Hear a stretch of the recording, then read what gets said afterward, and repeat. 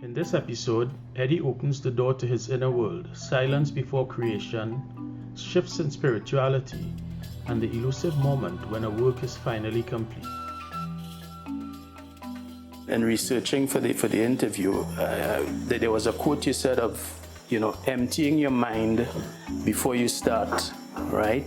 A painting or drawing.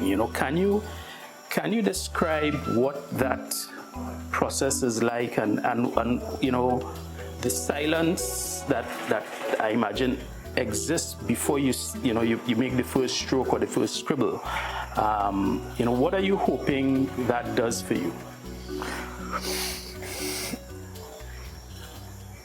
I love art because art is really just a kind of like something that comes out of life. Art is in nature. Nature is artful.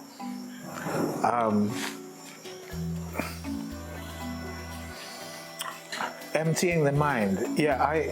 Being a student of visuals, I think my cortex up there has got a library that is fairly extensive. And whenever I go to work, that memory bank gets turned on. And it can seriously influence what happens. Right. And what I try to do is I already know all that stuff that I've seen. I don't want to reproduce it. So it's a kind of a meditation I have to get into where I'm deliberately, and I'm getting good at it now after all these years, trying to sort of like upend what's in there, because it's actually irrelevant. I already know it. I don't want to produce. It's like somebody doing the endless landscape down here. I don't want to do that because it's already there and there's 1,000 people doing that. And globally, there's 1 million people doing that. So I don't see that, I take a picture. Right. The same thing, I take a really good picture. It's just as good as a fairly amateur or well-taken painting. So quietening the mind is I study yoga, have done for nearly 30 years. And kind of getting yourself to a state of calm where now you're tapping into something that is unspoken and unknown. Mm-hmm. And the discipline of doing that 10,000 times, you kind of lose yourself there. And you have to stay there. And when your ego comes in, you want to turn that abstract process, it's an abstract process. You want to turn that into something recognizable or more palatable. That's a very dangerous space for me, because it means I'm kind of like, how can I put it? I'm not following the truth. The truth is what I don't know. That comes out of the process. That's what I want. I want the accident. I want the invention. I want the arrival at something, at something that I have never done before. And when I'm painting especially, and in those drawings I showed you, when I'm painting especially, if the work starts to look a little too comfortable and it starts to settle down and the colors start to become nice, I'll destroy it. Okay. Remember I mentioned Francis Bacon to you earlier? Yes. Well, he's another one who would destroy things on the surface because he had already achieved that with the discipline, but it wasn't the end of the painting. Okay. And that happens with me a lot. I've been heavily influenced by that over the years, that I'll be making a painting and it looking real nice, but there's something in me saying, I hate that. Okay. And the next thing, I'll just put a line through it, or I'll just paint out the whole thing. And in doing that, like my old yoga teacher used to tell me, when you start doing that, you're opening new brain cells immediately because you've just created chaos. Right. On a flat surface in a rectangle, and nobody's gonna solve that for you. So you've kind of gone extra dimensional with it in a way, and so you've created it. Now you have to make sense of that. And the narrative could get blown out. The previous narrative blown out of the water. So you therefore have a very active process going on in your head that says, keep out the past, keep out the past. Okay. Yeah, keep out what I already know. Because, you make a painting about the landscape, I don't know what there is to say about the landscape, really, apart from, it's nice and beautiful and green, It's not like the English landscape. And there's another thing that I have in my mind over the years, which is that all our visual artists here are really landscape artists. Why is that? Because we all live in the landscape and we can't escape it. And that's where your inspiration comes from. That's what you bump into all the time. If you were living in Iceland, it would be a different environment. So you would be physically, psychologically orientated towards that. Right. And so, you can't get away from. That's why I say I don't have how can you have a resistance to this? You can't really have a resistance to the beauty of now. And if, like I say, if your work is about, colonial injustice, it's not about now. Yeah, it's already. You're thematically bound to your own idea of resistance and pain and suffering and trying to sort of, there's this thing in art now, especially with, sorry to say, with the feminists and so on, about healing. I don't know about that. I think the art for me is not therapy. Okay. It's not therapy, it's work. And I think there's call me old-fashioned, I think there's a nobility in work. Right. If you're a bricklayer, you're not thinking about, you're building a house and somebody's going to use that house and you better build it well. The fucking wall's going to fall down. That have nothing to do with the sins of your ancestors. Whether you're on the right side or the wrong side of history. You don't want that coming into your art. No. Okay. It's boring. I find it boring. I don't know what to say to somebody who's well, okay, you're doing your thing, and whatever, but I'm not doing that. I'm not doing that. Because at any one time, that kind of colonialism is a big thing now. But, if you want to know about it, there's like a whole library full of shit. Go and read it. Go and interview a black man and let him kind of bring out some of his pain if that is there. But a lot of people actually don't register that unless somebody probes it. Right. But smile to people and be nice and sort of like have a beer and shit, and life goes on, you know what I mean? And, as a red man in Trinidad, I have received more racism here than I did when I was in England. Wow. I have had more racist personal invective come at me because people have these built-in stories about color, race, and history.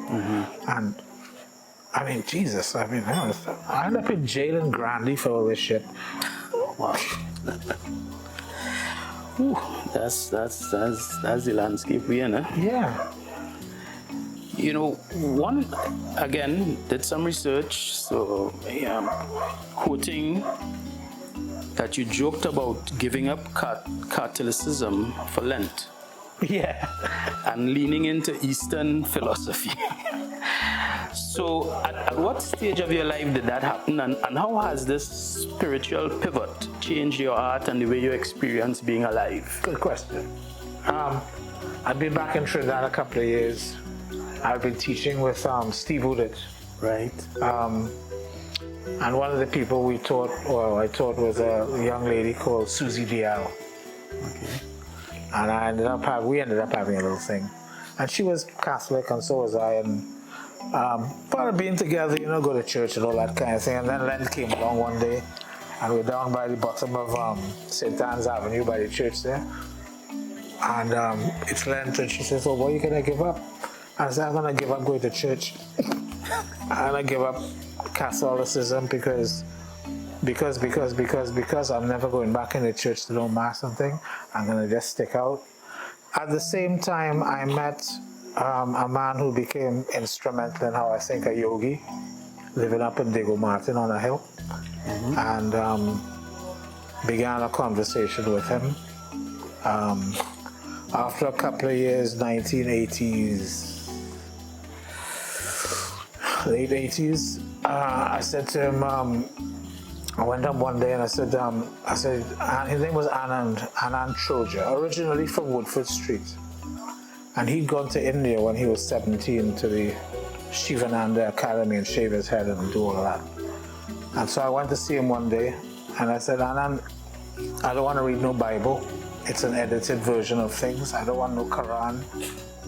I don't want no born again this. I don't want none of that." I said, what I want, do you have a text that is not about all of that religiousness? He said, "Come back tomorrow." Came back tomorrow and he handed me a copy of the Gita. And I said to him, "Well, what am I going to do with this?" He said, "Just open it." He said, "How do I read it?" He said, "Well, can you read?" And I said, "Well, yeah." He said, "Just read it." And there began a conversation with him and the text. And the Gita is not a religious text. It's actually a manual of behavior and understanding. It's Buddhism, it's Jainism, it's asanas and breath and all science. It's a very serious text. It's a code. And in the course of a conversation with him, I taught him to paint, and he taught me to think. And it was a long series of conversations over 16 years. And then I realized that the discipline of yoga was very similar to the discipline that artists need to carry themselves in the world, because you got this desire. And one of the central tenets of the Gita is human desire, and how that causes great things and how that causes very unfortunate things. And artists are powered by desire. So it was the yoga became, and the discipline of it became part of the discipline of my work. Okay. It also underpinned this thing about me not having a historical set of issues. It's very about, he used to say that, living in a world like this and in a place like Trinidad is about a certain kind of ecological and psychological balancing act.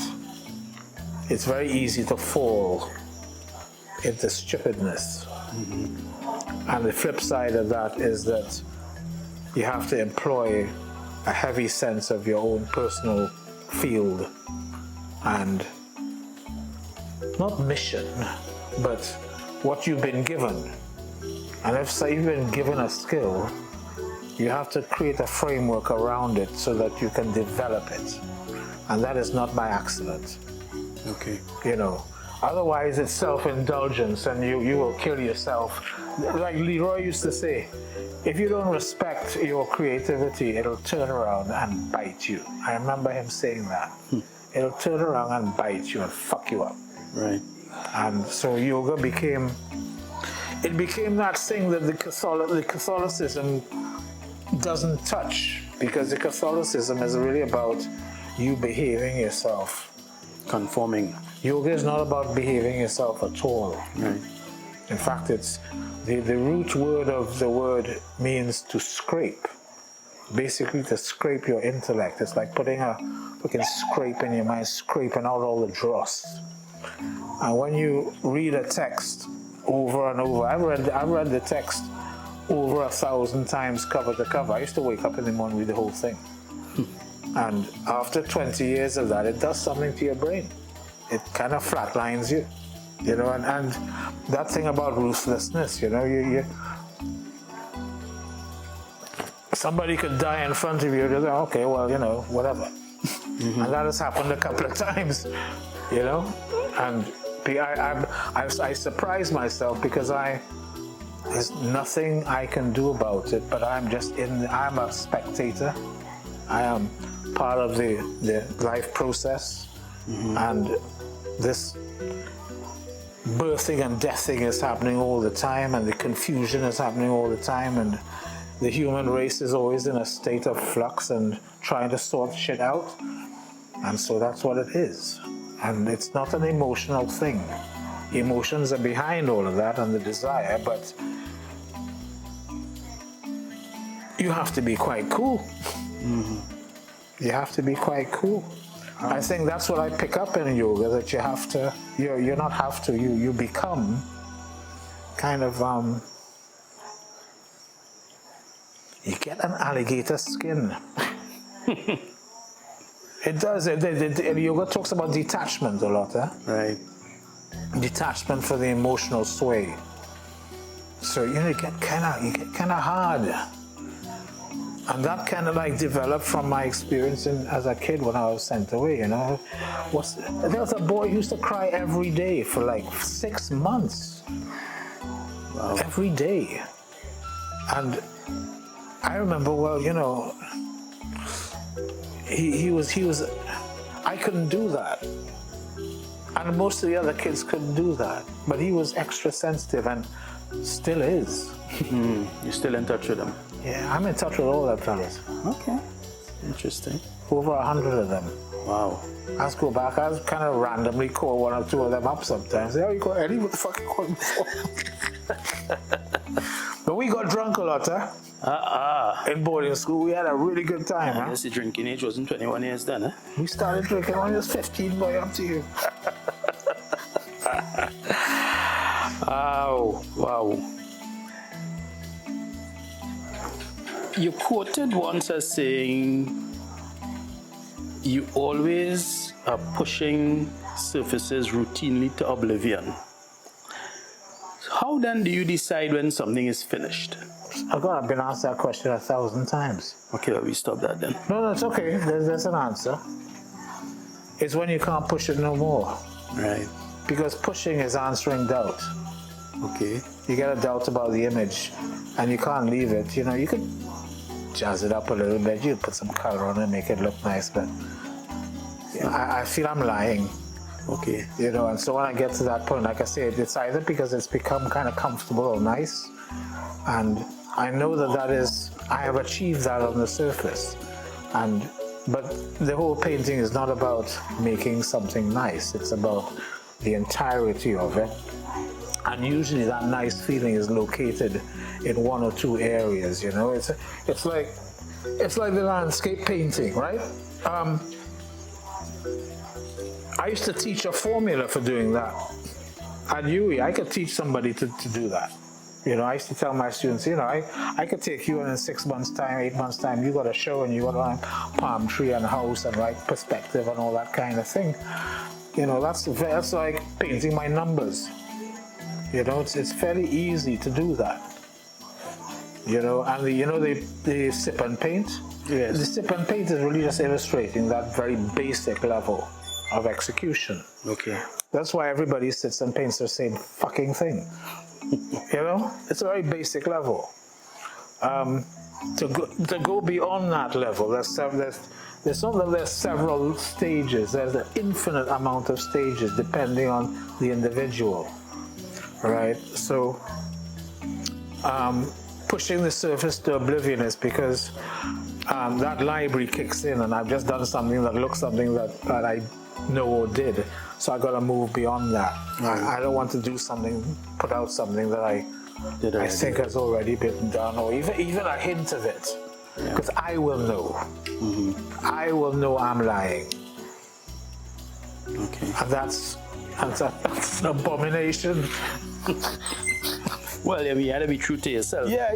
If you think you're lying in the end. Well, also, you're talking down to your public. You're talking down to your audience. They don't know that, but you are. You know, and I don't think that's right somehow. Yeah.